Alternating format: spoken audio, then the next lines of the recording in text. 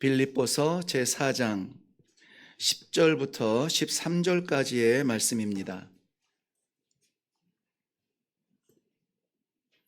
찾으셨으면 우리 한 목소리로 같이 읽도록 합니다. 시작. 내가 주 안에서 크게 기뻐함은 너희가 나를 생각하던 것이 이제 다시 싹이 남이니 너희가 또한 이를 위하여 생각은 하였으나 기회가 없었느니라. 내가 궁핍함으로 말하는 것이 아니니라. 어떠한 형편에든지 나는 자족하기를 배웠노니 나는 비천에 처할 줄도 알고 풍부에 처할 줄도 알아. 모든 일 곧 배부름과 배고픔과 풍부와 궁핍에도 처할 줄 아는 일체의 비결을 배웠노라.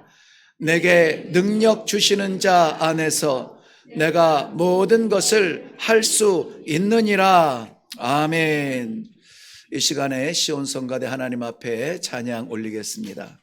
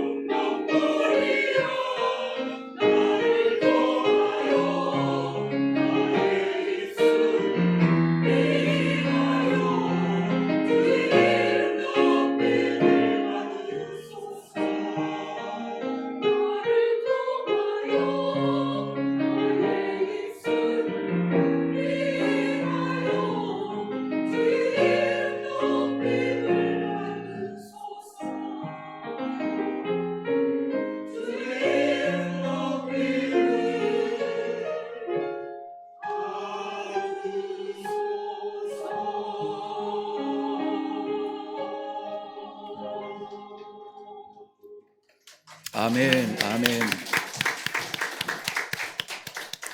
네, 우리 동일한 마음으로 박수를 했습니다.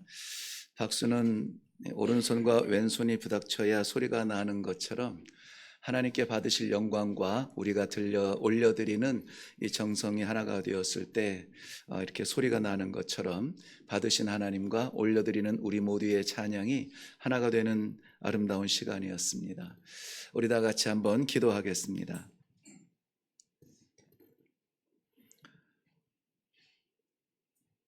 내 작은 입술을 통하여 아버지의 이름을 부르고 보잘것없는 삶을 통하여 아버지의 영광을 나타내는 삶을 살기를 원하는 하나님의 백성들, 어찌하면 좋습니까? 어떻게 살아야 합니까? 아버지 하나님 앞에 길 찾고 힘얻기 위하여 달려나온 주의 백성들, 이 시간에 말씀하여 주시어서 배회하지 않고 흔들리지 아니하며 이 믿음의 길을 당당히 걸어갈 수 있는 이 시대에 빛나는 믿음의 사람들이 다 되게 하여 주시옵소서. 이 시간에도 친히 말씀하여 주실 줄로 믿사옵고 예수님의 이름으로 기도하옵나이다. 아멘. 우리의 작은 입술을 통하여 부를 수 없는 이름인데 하나님께서는 부를 수 있도록 허락해 주시는 영광이 오늘 우리들에게는 있습니다. 누구라도 그 영광을 묻어두지 마시고 마음껏 활용하고 사용하여서 하나님을 찬양하는 복된 삶이 되시기를 주님의 이름으로 축복합니다.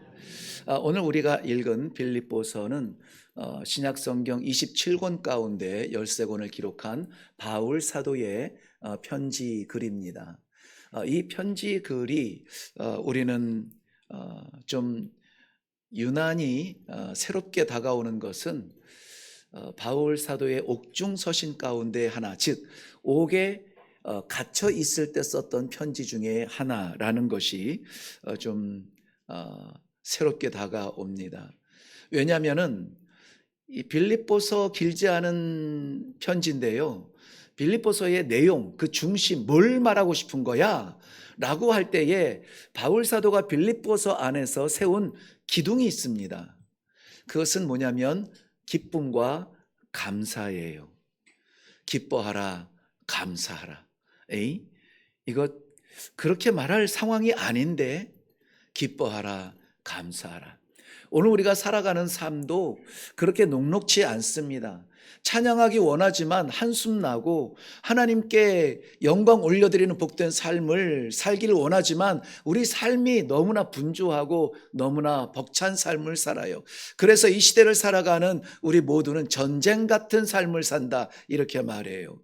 몸은 편할지 몰라요. 옷은 화려할지 몰라요. 그런데 그 옷을 입고 앉아있는 우리의 두뇌는 복잡하고 내일을 어떻게 해야 되지? 이 문제를 어떻게 해야 되지? 곤란한 가운데 쌓여 있는데 하나님은 말씀을 통하여서 우리에게 이렇게 말씀하시는 거예요. 기뻐하라, 감사하라.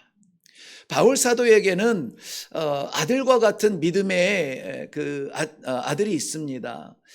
바로 디모데라고 하는 청년입니다. 복음 가운데 만났지만은 함께 동역하는 가운데에서 이들의 혈액형이 같은 걸 알았어요. 예수로 인한 십자가의 보혈, 그 혈액형이 동일한 것을 알고 그들은 평생 동행하며 동역을 합니다. 사랑하는 내 아들이라고 표현을 하죠. 감격할 수밖에 없는 그 이름입니다.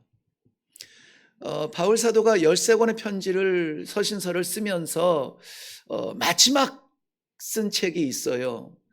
마지막 썼다는 것은 그 마지막 책을 쓰고 나서, 편지를 쓰고 나서 게을러졌다는 것이 아니고 쓸 수 없는 상황이 됐다는 것이 아니라 곧 그는 순교의 쓴 잔을 마시면서 그의 서신서는 마감을 하게 되는데요. 그렇다면은 그의 마지막 편지, 마지막 서신은 정말 유언과도 같은, 꼭 이것만큼은 나만 기억했으면 좋겠다. 그것도 누구에게? 디모데에게. 교회들을 위해서, 성도들을 위해서 많은 편지를 하면서, 설교를 하면서 그렇게 평생을 살아왔지만, 그리스도를 만난 이후의 생명을 살아왔지만, 그런데 이 마지막에 기억나는 다른 사람들이 내가 한 모든 설교를 다 기억하지 못해도 너는 이것만은 좀 기억했으면 좋겠다. 남겨진 그 믿음의 아들에게 준 마지막 편지가 디모데후서인데요. 디모데후서 2장은 그 목회를 하고 있는 아들 디모데에게 이렇게 말을 남기고 있습니다. 아무쪼록 인정받는 일꾼이 되라. 인정받는 일꾼이 되라. 저는 이 일꾼이라는 말을 참 좋아합니다. 그 일꾼이라는 이 고상한 말보다 더 적극적인 표현으로 종이라는 말, 또 노예라는 말, 이런 말을 참 좋아하는데요. 물려받은 게 그래요.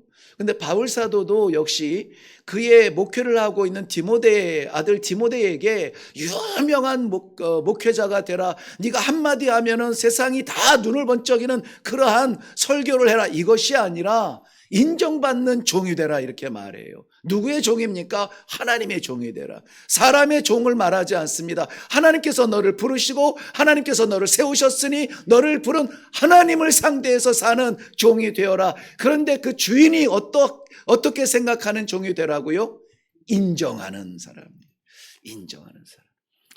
네, 오늘 세상에는 많은 성도들이 이 주일에 예배를 드립니다. 찬양을 합니다. 기도를 합니다. 메시지를 나눕니다. 공동체 안에서 교제를 합니다. 그런데 그것이 우리만의 즐거움과 기쁨의 해프닝에서 끝나면 안 된다는 거예요. 누가 인정하는 예배? 하나님께서 인정하는 예배예요. 어려운 가운데, 복잡한 가운데, 삶이 넉넉하지 않은 가운데 기어이라도 달려와서 찬양하며 기도하며 나를 바라보는 너의 그 빛나는 눈동자가 사랑스럽구나. 우리 하나님께서 사랑하시며 하나님이 인정하는 이 성도들의 발자취가 되기를 바랍니다. 그런데 디모데후서 2장에서 그건 마지막 결론 같은 거죠. 그런데 그 하나님께서 인정하는 종의 영광의 삶을 살기 위하여서 네가 주의해야 될 거 있다, 이렇게 말씀하고 있어요. 그래서 디모데후서 3장은 이렇게 번역에는 가려졌나요? 네. 그러나 너는 이것을 기억하라. 너는 이것을 기억하라. 그 앞에 but이라고 하는 그러나, 앞에는 막 하나님께서 너를 세우시고 사용하시니 너는 하나님께 인정하는 종이 되기 위하여서 기도하라, 기도의 능력을 받으라, 막 이런 얘기를 하다가 그러나 갑자기 정신이 번쩍 나죠. 아, 좋았는데 왜요? 너는 이것을 기억하라. 본래 그 본문의 뜻은 새기라는 거예요. 새기라. 새긴다는 말은 우리가 지금은 고상하게 생각에 새길 수도 있지만 당시에는 눈에 보이는 게 전부예요. 그래서 하나님께서 모세를 통하여서 율법을 주신 것처럼 돌판에 새기듯이 새기라는 거예요. 어떤 상황에 돼도, 우리 집사님 기도하셨지만은 어떠한 곳에 가도 무슨 일을 하더라도 거기에서 변치 아니하는 이것을 네가 기억해야 되기 때문에 새기라는 거예요. 그 말씀이 디모데후서 3장 1절과 2절인데요. 이렇게 기록되어졌어요. 말세에 고통하는 때가 이르리니 사람들이 자기를 사랑하며, 자기 사랑에 빠지죠. 돈을 사랑하며, 물질 만능주의죠. 자랑하며 자기 어필을 하죠. 교만하며 비방하며 부모를 거역하며, 부모님 말씀 요즘은 잘 안 듣죠. 내 인생 내 거라고 말하죠. 그리고 나서 감사하지 아니하며 거룩하지 아니하며. 거룩한 사람, 거룩한 성도의 삶을 살면서 감사하지 않는다? 이거는 말이 안 돼요. 말이 맞지 않아요. 감사는 반낮 없이 하는데 거룩하지 않다, 이것도 말이 안 돼요. 감사가 입에 붙은 사람, 감사의 사고 속에 살아가는 사람, 감사의 호흡으로 숨쉬는 사람은 거룩한 삶을 살 수밖에 없어요. 왜? 아니, 세상이 지옥 같은데, 세상이 전쟁 같은 삶인데 어떻게 감사합니까? 믿는 구석이 있으니까 그래요. 무엇을 믿습니까? 하나님 아버지, 천지를 지으신 그 하나님이 나의 아버지시요, 나를 홀로 두지 아니하시고 급할 때마다 구름 타고 내려오시는 것이 아니라 지금 이 순간에도 내 안에 살아 계시어서, 이게 세상이 믿을 수 없는 부분이에요. 심장이 뛰어서 내가 사는 것은 알겠는데 그 심장을 만드신 하나님께서 내 안에 살아 계신다, 이것을 믿지 못해요. 어떻게 그럴 수가 있어? 내 안에 오장육부가 있지 어떻게 하나님이라고 하는 그 신이 내 안에 있냐고 우리는 이해 못해요. 그래서 기독교는 이해하는 종교가 아니에요. 깨달아지는 종교가 아니에요. 믿고 따르는 종교예요. 하나님께서 우리 안에 계시니 우리가 바닥을 쳤어도 하나님 나라를 바라보는 거예요. 얼마나 찬란하고 얼마나 영광스럽습니까? 찬송이 나오지 않습니까? 우리의 삶에 엄청난 시험과 유혹과 짓눌림이 있을지라도 이것을 이기게 하실, 그리고 인내하시며 믿음을 주실 하나님을 믿기 때문에 기도하며 찬송하는 거예요. 이게 믿음이에요. 그러니 어떻게 합니까? 감사하는 거죠. 왜 제가 이렇게 말씀을 드리냐면 제 해석이 아니에요. 오늘 밤 말씀에 너는 이것을 기억하라 할 때, 이것은 제가 말씀드렸잖아요. 사람들이 자기를 사랑하며 자기 애에 빠지며 돈을 사랑하며 자랑하며 교만하며 비방하며 부모를 거역하며 감사하지 아니하며 거룩하지 아니하며 등등등 뒤에 계속 이어지는데 이것들이 다 분리된 게 아니에요. 하나라고요. 이것을 단수로 표현을 했어요. 단수예요. 하나예요. 그러니까 나는 이것은 있는데 저것은 없다? 이럴 수가 없다는 거죠. 그렇다면은 우리 지나간 한 주간의 삶을 한번 생각해 보아요. 얼마나 많은 순간 내가 감사했는가? 감사하는 삶을 살았는가? 아니면은 감사해야 되는 순간에 한숨 푹 나오면서 진짜 죽겠다. 왜 이러냐? 왜 이렇게 안 돼? 이것밖에 안 되는 거야? 자기 자신을 바라보며 무한한 자기 자신의 바닥을 쳐다보면서 한숨을 쉬었는가? 그 자리에서 감사를 했는가? 저희는 지난 주일에 추수감사절을 지키면서 이것이 어쨌든 1년에 한 번 찾아오는 절기가 아니라 날마다의 우리의 감사의 제목들이 발견이 되어지고 깨달아지며 하나님 감사합니다라고 고백하며 찬송할 수 있는 믿음이 살아있는 성도가 되기 위하여서 지난 11월 달에 계속해서 감사의 주제를 가지고 그것도 감사해요? 이것도 감사해요? 아니 광야에서 던져 버려진 것도 감사해요? 40년 동안을 광야에서 살았다고요. 밤에는 찌는 듯한 태양 아래, 밤에는 얼어 죽을 듯한 추위 아래 저희가 40년을 지내왔다고. 그런데 거기에서 어떻게 했죠? 하나님께서 그들을 먹이시고 그들을 입히시고 그들을 인도하여 주셔서 마침내 어디에? 약속의 땅 가나안에 들어가기까지 하나님께서 인도하셨습니다. 감사합니다 해야지. 감사합니다 해야 돼요. 출애굽기 이후에 40년 동안의 광야 생활은 이스라엘 백성들의 광야의 삶을 조명하는 이야기가 아니에요. 그 광야에 던져진 벌러지 같은 그러한 민족들, 그 백성들, 개미떼 같은 그 사람들을 놓지 아니하시고 구름기둥과 불기둥으로 인도하사 마침내 약속의 땅 가나안에 이르게 하신 하나님의 이야기예요. 하나님의 이야기. 그러니까는 그들이 바라보았던 하나님, 내가 바라보는 하나님이 동일한 하나님이라면은 우리는 성경과 분리돼서는 안 된다는 거죠. 말세? 지금 저는 어렸을 때부터 말세라고 들었어요. 그때도 말세 중에 끝이라고 그랬어요. 인격이 무너지고 윤리가 길을 잃어버리고 사람들이 사람을 의존하고 물질 만능주의가 되어지고 나를 챙기느라 나 자랑하느라 이웃에 무너져가는 거 보지 못하고 우리 집사님 오늘 본문 말씀에 있는 그 말씀 묵상을 많이 하셨던 것 같은데요. 불쌍하고 죽어져가며 쓰러져가는 이웃을 외면하는 교회가 되지 말게 해달라고 기도했어요.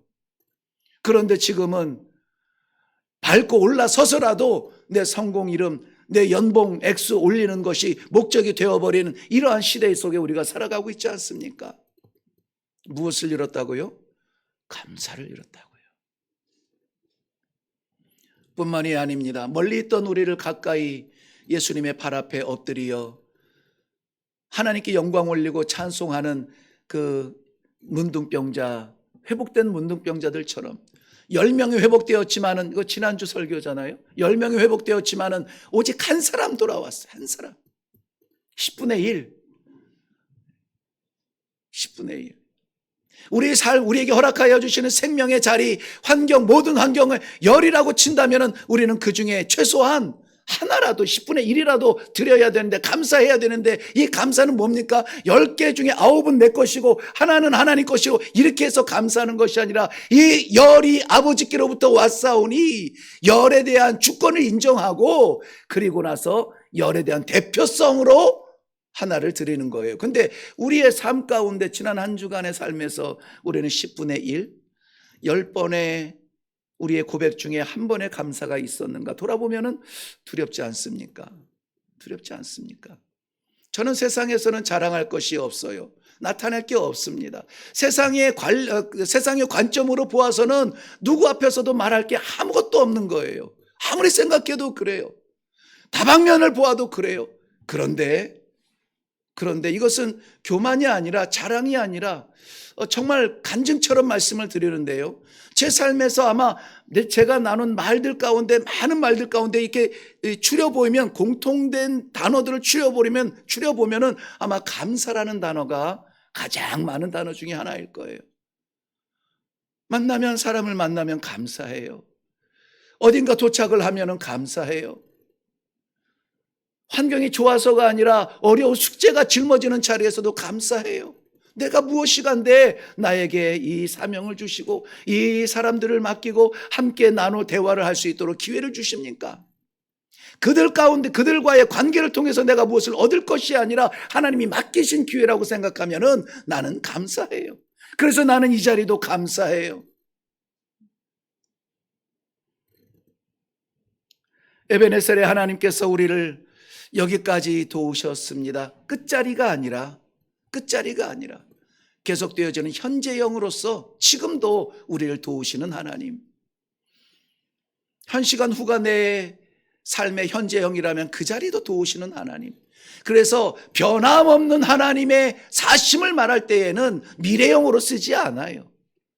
너희가 돌아오면 이렇게 할 게가 아니라 현재형으로 사용해요. 분명하고 바꿀 수 없는 이 현재형으로 말씀입니다. 바울은 그의 감사의 비결을 이렇게 이야기하고 있습니다. 내게 능력 주시는 자 안에서 내가 모든 것을 할 수 있느니라. 네, 오늘 이 말씀에 대한 우리의 오해를 좀 풀고요. 이거 많이 오해합니다. 내가 모든 것을 할 수 있느니라, 어떤 능력을 얻는 그런 정도로 생각하는데요, 조금 자세하게 묵상하면서 그 비밀, 감사의 비밀을 한번 우리도 찾아내고 그 비밀의 맛을 볼 수 있는 시간이 되기를 바랍니다. 빌립보서를 쓰고 있는 바울 사도는 기쁨과 감사의 주제를 가지고 편지를 쓸 만한 상황이 아니라고 했습니다. 그는 우리 요즘 새벽 예배의 사도행전을 보고 있는데 끝부분을 향해서 가고 있거든요. 27장, 28장 내용에 보면은 로마의 감옥에 약 2년 동안 갇히게 되는데요. 그 로마의 감옥에서 그를 기억하며 떠올렸던 성도들에게 편지를 쓰는데 4편의 편지를 씁니다. 그 중에 하나가 오늘 빌립보서예요. 다시 말씀드리면 기쁨이나 감사나 그것을 입에 올릴 만한 상황이 아니라는 것이죠. 주의 복음을 증거하겠다고 나 익숙한 자리, 나 재밌는 거 다 내려놓고 험한 곳, 인도하시는 곳까지 가서 주의 복음을 증거하는데, 그럼 지금 내가 머무는 이 자리가 어디냐? 이것도 전도 1차 세계 선교 마치고 2차 세계 선교 마치고 3차 세계 선교 마치고 이제는 당시의 예루살렘에서 당시의 세상 끝, 육지의 모든 끝인 서바나까지, 스페인까지 가리라고 엄청난 복음의 꿈을 꾸고 있는 이 사도 바울에게 오게 가두어 버리는 거예요. 이게 하나님이 하실 일입니까? 자유롭게 달리게 해도, 아니 서바나까지 달려가라고 큰 배를 붙여주시든가 하지는 못할 망정 지금 죄수로 끌려와서 옥에 갇혀, 그것도 한 달, 2달이 아니라 2년 동안 갇혀있는 사이에 이 기쁨에 대한 편지, 감사할 수 있을까요? 쉽지 않아요. 어려운 자리입니다. 다시 말씀드리면 바울 사도는 지금 자기가 처한 상황에 매여 있지 않다. 상황 때문에 그의 삶이 결정되지 않는다는 거예요. 내게 능력 주시는 자 안에서 내가 모든 것을 할 수 있느니라. 그리스도 안에 있다라고 하는 이것 때문에 이 힘이 있고 담력이 있는 것입니다. 상황을 보면 한숨 나죠. 상황을 보면 답답하죠. 그런데 그 상황이 아니라 내가 어디에 있느냐? 예수 그리스도 내게 능력 주시는 자 안에 있다는 거예요. 안에. 바울 사도의 모든 서신에는 이 공통적인 주제가 있어요. 바울 사도의 서신을 볼 때마다 우리는 마치 보물을 찾듯이 그 단어를 좀 찾을 수 있으면 좋겠어요. 그게 뭐냐면은 안에라는 말이에요. 그리스도 안에, 예수 안에. 오늘 본문 말씀에 나오는 대로 그 안에 엔 큐리오, 엔 크리스토스. 그래서 그리스도 안에 있다는 것이 얼마나 소중한지 몰라요. 지금도 우리는 하나님을 찬양하며 그리스도의 십자가를 바라본다고 했어요. 성령의 능력을 사모한다고 그랬어요. 그런데 정말 중요하고 생명 있는 믿음은 무엇이냐? 그 안에 있어야 된다고요. 안에. 내가 가는 길마다 하나님 나 좀 도와주세요 땡기는 하나님이 아니라 하나님 가시는 곳마다 내가 거기에 있어야 된다는 거예요. 내 안에 하나님이 있는 것이 아니라 하나님 안에 내가 있어야 돼요. 이게 우리가 잘못 오해를 하면은 나를 도와주시는 하나님 당연히 도와주시죠. 나를 살리시는 하나님 당연히 살리시죠. 내가 어디를 가든지 나와 함께 하시죠. 당연히 맞습니다. 그 믿음이 얼마나 훌륭합니까? 그런데 그것보다 훨씬 더 수준 높은 성숙한 신앙은 무엇이냐? 내 가는 길에 와서 나를 돕는 하나님이 아니라 하나님 가시는 길에 내가 동행하며 그 은혜를 체험하는 것입니다. 내 뜻을 이루는 하나님이 아니라 하나님의 뜻을 이루는 성도, 인정받는 일꾼이죠. 이 모델을 예수님께서 그렇게 결론적으로 우리에게 말씀하셨잖아요. 마지막 십자가를 져야 되는 그 치욕의 순간에 창조주이신 예수님께서 말씀이 아니면은 지음받지 않은 것이 아무것도 없다. 세상에 존재하는 모든 창조물들이 예수 그리스도를 통하여서 창조가 되었음에도 불구하고 그 창조물, 피조물 가운데에서 잡힌 바 되어서 모욕당하고 찔리고 못 박혀 십자가에 죽어야 된다는 사실을 알고 어떻게 기도하겠습니까? 나도 자존심이 있지 이러시면 되겠습니까, 아버지? 그렇지 않았어요. 내게도 뜻이 있죠. 내게도 길이 있습니다. 나도 방법이 있어요. 그런데 안 하는 겁니다. 하나는 포기하는 거예요. 내 원대로 마옵시고 아버지 원대로 되기를 원하나이다. 우리 주님께서 그렇게 기도하셨기 때문에 저도 그렇게 기도하는 거예요. 우리 성도들도 그렇게 기도하면 좋겠어요. 내가 꿈꾸는 가정이 있습니다. 내가 기대하는 기업이 있습니다. 내가 기대하는 생명의 연한이 있습니다. 이렇게 저렇게 해주세요. 아싸 하나님이 내 기도 들어주셨어로 만족하는 것이 아니라 하나님의 뜻을 채워드리는 성도. 이야, 그건 세상에 감당 못하는 믿음의 사람입니다. 바울의 마음을 이렇게 붙들고 있는 빌립보 교회는 우린 너무나 잘 알고 있어요. 빌립보 교회는 본래 바울 사도의 목적지는 아니었어요. 우리 너무나 잘 알죠. 바울 사도는 아시아의 복음을, 아시아 얼마나 넓습니까? 이 한국 땅 아시아, 동남아까지 생각 안 해도 그 당시에 아시아라고 하면은 그 터키 지방을 중심으로 해서 그걸 아시아라고 하는데요. 그 아시아만 평생 다니면서 복음 전해도 다 못해요. 터키가 얼마나 큽니까? 그 주변만 해도 다 못 가요. 그런데 그 열정의 길을 하나님이 막으시고 어떻게 합니까? 뒤로 돌아! 에게를 건너서 마케도니아 사람의 환상을 보게 하시고 와서 우리를 도우라. 자신의 인생길이 있지만 계획한 바 뜻한 바가 있지만 내려놓고 성령의 인도하심을 받아 그 에게라고 하는 바다를 건너서 신세계에 들어가 유럽의 첫 땅을 밟고 첫 성에 들어가 세운 공동체, 믿음의 공동체가 바로 오늘 편지를 쓰는 빌립보 교회예요. 빌립보 교회. 바울 사도에게 있어서 이 빌립보 교회는 그래서 특별합니다. 특별해요. 우리들의 모든 첫 번째 경험들이 다 소중한 것처럼 이 바울 사도에게 나의 열정의 길을 내려놓고 성령의 길을 따라갔더니 이거는 바다 가운데 던져놓고 낯선 땅으로 나를 인도하셨는데 그러면 죽을 것 같은데 아니라는 거예요. 마음에 남는 성도 공동체가 오늘 이 시간에 편지를 쓰게 하는 것이죠. 고린도 후서 8장 1절 이후에 보면은 극심한 가난, 그러니까는 이 빌립보 교회라고 해서 어렵지 않은 것은 아니에요. 지금도 마찬가지입니다. 어렵습니다. 극심한 고난 가운데에서, 환난 가운데에서도 풍성한 연보를 하여서 어떻게 합니까? 예루살렘 성도들의 어려움을 위하여서 연보하고, 고린도 교회처럼 말이죠. 그렇게 해서 남을 돕는 그러한 결단을 내리고 순종을 했던 교회가 바로 이 빌립보 교회예요. 뿐만이 아니라 바울의 복음에 있어서 사역자와 같이 함께 기도하며 함께 역사하며 함께 동행했던 헌신적 교회가 이 빌립보 교회 성도들이에요. 때로는 유오디아와 순두개처럼 열정이 너무 지나쳐서 그 내부적인 갈등도 있었죠. 이렇게 해야 돼, 아니요 저렇게 해야 돼, 막 이렇게 해서 갈등도 없을 수가 없습니다. 그럼에도 불구하고 항상 이 갈등과 저 갈등과 이 주장과 저 주장들이 결국은 항상 마지막 바라보는 것은 무엇이냐? 복음은 어디로 인도하는가? 하나님의 말씀은 어디로 인도하는가? 복음으로 돌아가는 그 중심이 이 빌립보 교회에 있었다는 것입니다. 에바브로 디도를 통하여서 감옥에 있는 바울 사도를 챙기며 그의 생활비를 도와주었던 그러한 교회였습니다. 바울이 바로 이 빌립보 교회를 기억하면서 이렇게 말하는 것이죠.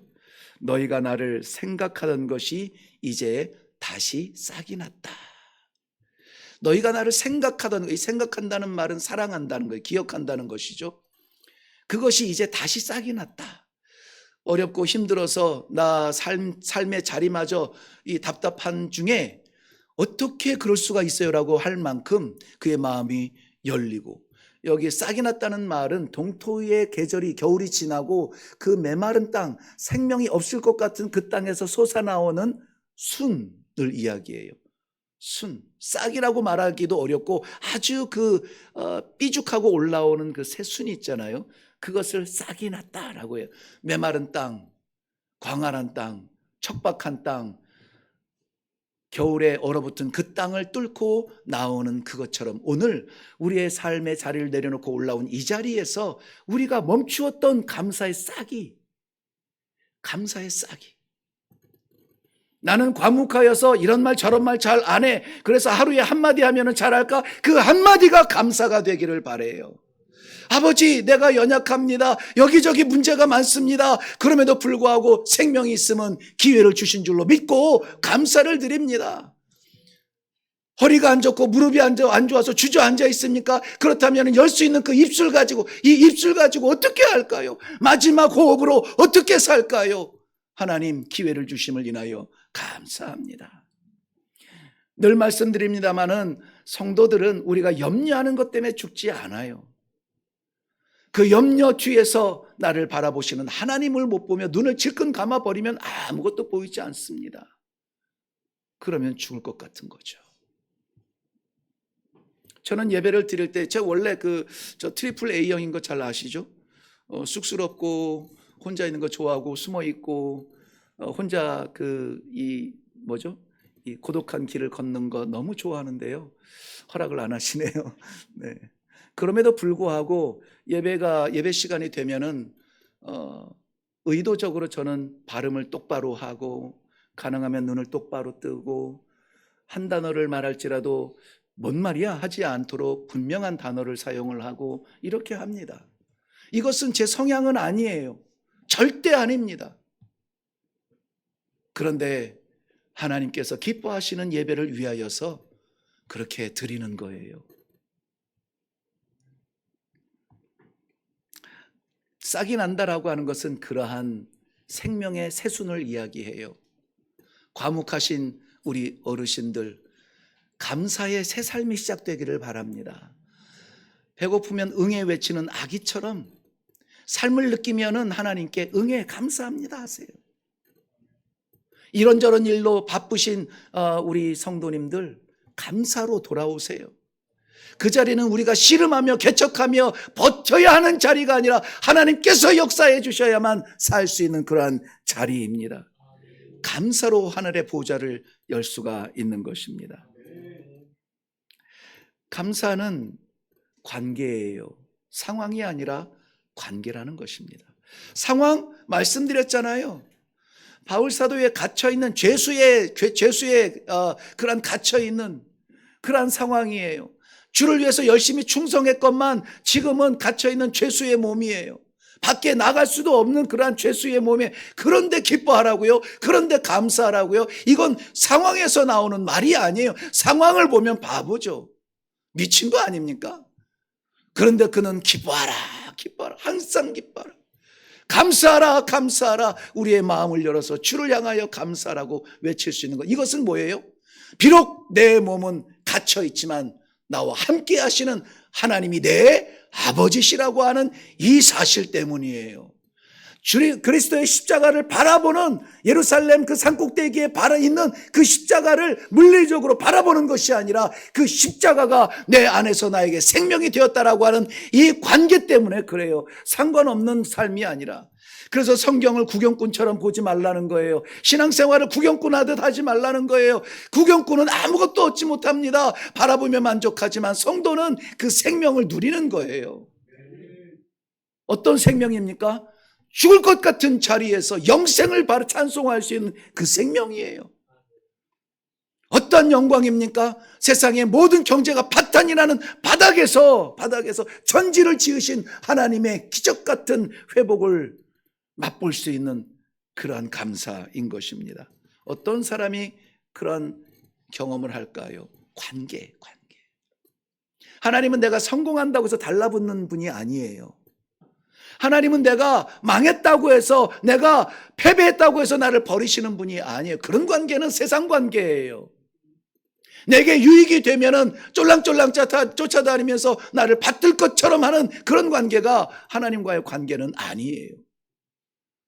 내가 어두운 골목길에 배회할 때에도 나를 떠나지 아니하시고, 내가 거룩하게 가운을 입고 찬양을 하며 예배 시간에 하나님의 말씀을 받는 이 성도의 자리에서도 함께 계시는 그 하나님. 제가 충격적인 그 해석을 듣고 전 지금까지 기억이 나요. 그냥 30년? 25년에서 30년 정도 된 이야기인데요. 어떤 목사님이 설교를 하시면서 그렇게 해요. 저는 그 당시에 이제 뭐 전도사였고, 그러니까는 이런저런 막 궁금한 것들이 많이 얘기가 와요. 특별히 이제 청소년들이라든지 청년들이 신앙에 뭐 이 궁금증 가지고 많이 오는데요.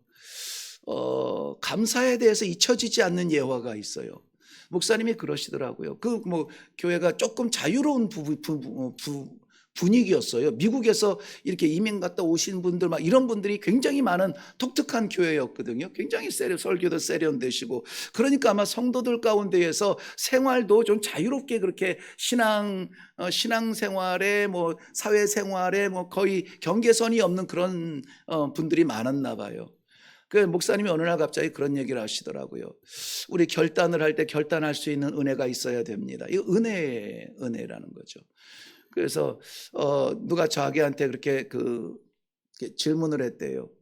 목사님, 저는 세례도 받고 기도의 은사도 있고 막 이렇습니다. 그런데 꼭 이 친구들이 만나자고 하는 그 자리가 꼭 아시잖아요, 목사님, 이러면서 이렇게 눈을 쨍긋하면서 아시잖아요 그러더라는 거예요. 그래서 내가 알아도 큰일이고 모른다 그래도 이거 우리 목사님 아는 게 없어 이럴까 봐 그러고, 아무튼 그래가지고는 결국은 이야기가 이렇게 좀 이렇게 이끌어 가다가 그 집사님 아주 성실한 집사님의 그 음주 흡연 문제가 이제 걸린 거예요. 네, 그래서 하나님 앞에 거룩, 성결, 정결, 그의 백성 막 이런 얘기를 하는데, 그 목사님의 지혜가 정말 지금도 놀랍다고 생각하는 게 이렇게 결론을 내리더라고요. 눈이 빛나시는 분들은 의심받으니까 빛나지 마시고요. 네. 집사님, 친구들을 위해서 전도하러 간다고 그런 자리에 이렇게 많이 가는 경우가 있습니다. 저도 그랬습니다. 그런데 술잔을 같이 들고 끊을 수 없는 우정 앞에서 하나님 감사합니다. 네, 하나님 감사합니다. 이 잔을 기울일 수 있는 건강을 주시고, 이 잔을 들 수 있는 팔에 힘을 주시어서, 그리고 무엇을 마실지라도 취하지 않는 건강을 주셔서 감사합니다 해서, 감사할 수 있거든 마시라는 거예요. 감사할 거 있거든 마시래요. 제가 그걸 똑같이 적용을 했거든요. 우리 청년들, 고민하는 청년들, 감사할 수 있습니까? 그러면 드세요. 그랬더니 그 다음에는 이제 저를 좀 피하는 경향이 생겼어요. 관계, 상황이 아니라 관계예요. 내가 하나님께 감사할 수 있는 감사의 관계가 되면은 부끄럽지 않아요. 두렵지 않습니다. 괴롭지 않아요. 죽을 것 같은 자리가 우리를 죽이지 못해요. 이것이 믿음이에요. 왜 그렇습니까? 너는 내 것이라. 너는 내 것이라. 독생하신 아들 십자가에 못 박으시기까지 우리를 사랑하여 주시어서 살려주신 하나님의 백성이라는 거예요. 그러니 어떻게 세상에 부는 잔바람 때문에 우리의 백성, 하나님의 백성을 잊어버리겠습니까? 안 잊어버리세요. 세상에 물결처럼 일어나는 질병 때문에 하나님의 백성을 놓칠까요? 절대 안 놓칩니다. 우리 하나님은 생명의 하나님이세요. 천지를 지으신 하나님이세요. 이 관계가 사랑하는 주의 백성들, 오늘 확실하게 나는 하나님의 사람이요, 나는 하나님의 종이요, 나는 하나님의 심령이요, 하나님의 뜻이 내 뜻이요, 하나님 따라가는 백성이요, 우리가 다 같이 한번 고백할 수 있는 이 아침이 되기를 바랍니다. 그러니 바울 사도는 비천에 처할 줄도 알고 풍부에 처할 줄도 아는 거예요. 저는 이것을 경험을 했는데 생각은 원고에는 없지만 제가 일부 예배 때 간증한 내용이에요. 우리 이레교회에서 한 번 정도 간증한 것 같아요.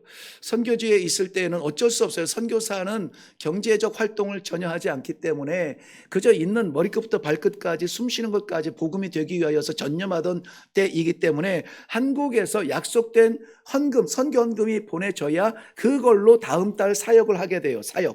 사역, 사는 것이 아니라 사역, 사는 자체가 사역이잖아요. 그러니 사역에는 삶과 사역이 다 포함이 되어 있어요. 그런데 마르지 않게 하셨어요. 그런데 어느 날 이런 위기는 왔어요. 기억에 남는 위기이죠.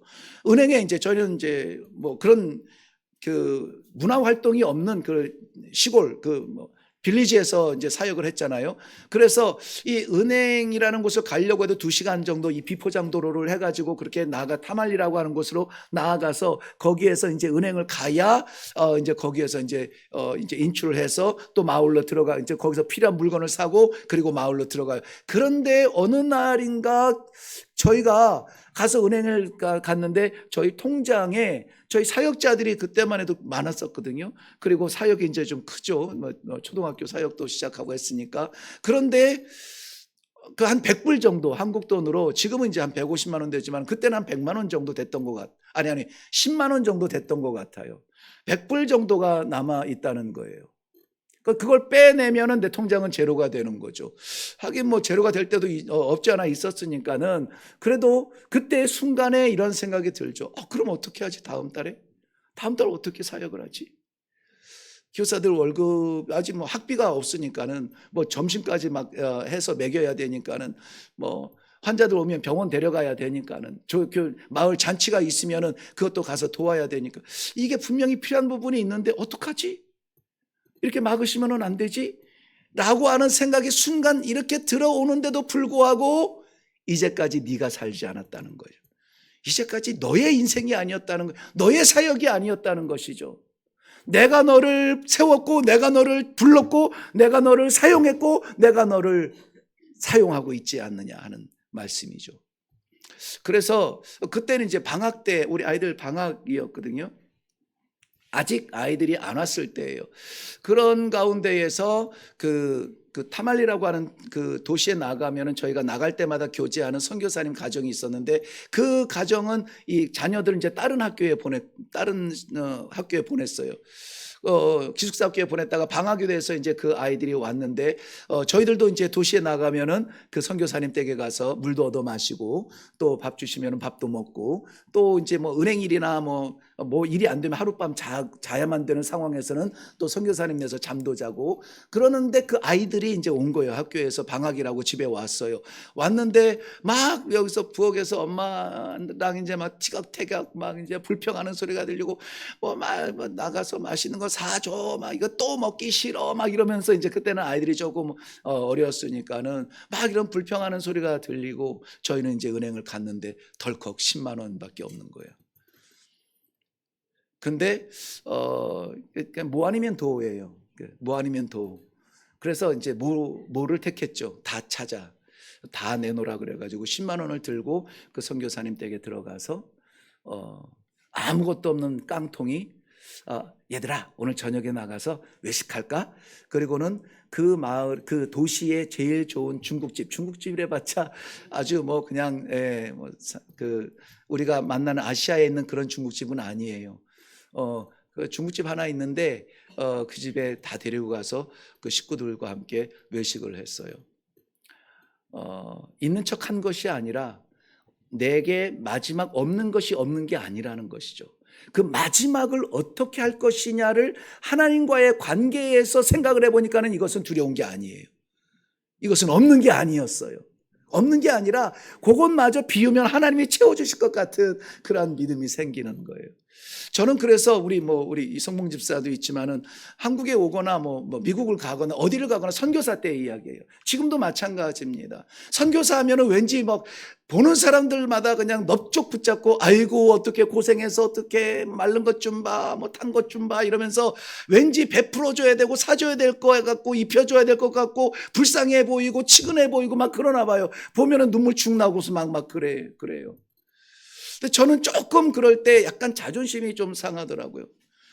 나는 하나님께 붙잡힌 바 되어서 복음의 최전방에 나아가서 이 거룩한 사명을 감당하고 이제 돌아와서 그 승전보를 알려야 되는데 나를 불쌍한 사람 취급하는 게, 그래서 선교사 때도 저희는 아마 어르신들이 막 기어이 저를 어렸을 때부터 봐왔던 권사님들이 막 기어이라도 오늘은 내가 살 거야 꼼짝하지 마 하면서 눈을 막 이렇게 번쩍이면은 제가 지는 경우도 있었지만은 대체로는 저희가 얻어먹지 않았어요.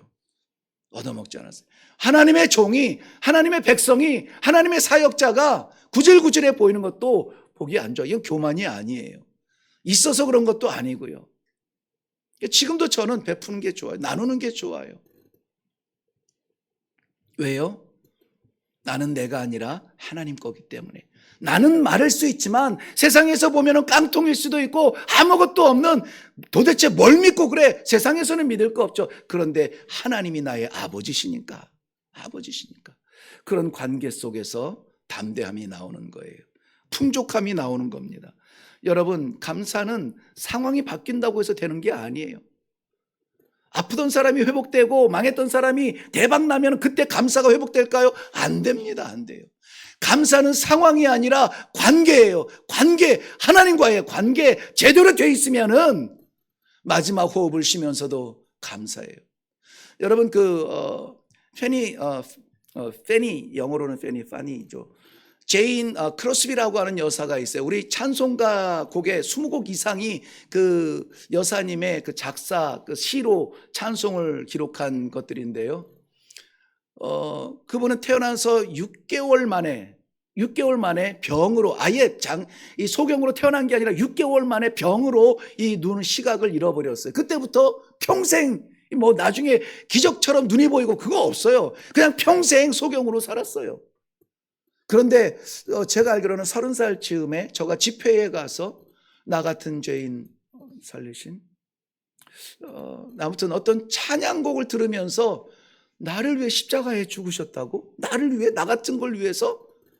그리고는 나 같은 걸 위해서 하나님이 십자가에 올라가셨다면 나도 주님을 위하여서 나를 드리겠습니다. 그런데 내 모양은 이 모양이네요 하고 자신의 신체를 한탄하려고 했는데, 세상을 볼 수 없는 눈이 있지만 저는 하나님을 볼 수 있는 영안을 열게 되는 것이에요. 그래서 그 수많은 찬송을 자기가 이제 눈이 보이지 않아서 활동적인 것을 못하지만은 그래도 이렇게 시를 쓸 수 있는 그러한 여력이 있음을 알게 되고 생각하면서 감사의 조건들을 찾기 시작을 했죠. 주 예수보다 더 귀한 것은, 그게 찬송이 맞는지는 모르겠지만 어쨌든 우리가 너무나 잘 아는 그런 찬송곡들을 감사의 그 찬송의 내용을 보면은 그리스도 안에서, 십자가 아래서 하나님 앞에서 나는 감사한 존재입니다 라고 이야기하는, 고백하는 것을 볼 수가 있습니다. 오늘 우리는 환경이 아니라 상황이 아니라, 어떠함이 아니라 하나님 안에 있음을, 그리스도 안에서 모든 것을 할 수 있음을, 천한 자의 자리에서는 가장 천한 자가 되고 부유한 자리에서는 가장 부유한 자리가 되고, 그 아프리카에서 그 부족 사역을 한다는 것은 쉽지 않은 환경이지만 그 환경 속에서 아닌 것처럼 이렇게 분리되어서 살지 않고 그야말로 부끄러움 없이 마을 사람들과 하나가 되기 위해서 몸부림쳤던 그러한 순간도 하나님은 귀하게 예배로 받으신 것을 저는 믿습니다. 말씀을 정리합니다. 감옥에서도 감사했던 바울 사도, 가난 속에서도 감사했던 빌립보 성도들, 환난 속에서도 감사할 수 있는 우리 모든 성도들에게 오늘 하나님의 영광이 찬란하게 비출 줄로 믿습니다. 다 저를 한번 따라서 해보실까요? 내게 능력 주시는 자 안에서 내가 모든 것을 할 수 있느니라. 아멘. 기도하겠습니다. 촉박한 나만의 시간이 아니라 우리 하나님의 영원한 시간을 살게 하시니 감사합니다. 제한적인 활동이 아니라 무한하신 하나님의 능력의 오른손에 붙잡힌 바 되어서 쓰임받는 성도로 세우심을 인하여 감사합니다. 환경에 좌우되는 우리의 심령이 아니라 우리 하나님 아버지 주를 바라보는 주와 함께하는 이 믿음으로 말미암아 어떠한 상황에서도 감사할 수 있는 담력이 있는 믿음을 허락하시니 감사합니다. 하나님 앞에 살아가는 귀한 성도들, 오늘 이후로의 삶이 변하게 하여 주시옵소서. 한마디를 할지라도 감사와 찬송과 영광을 하나님을 향하여 올려드릴 수 있는 살아있는 성도들이 되게 하여 주시옵소서. 감사드리며 예수님의 이름으로 기도하옵나이다. 아멘.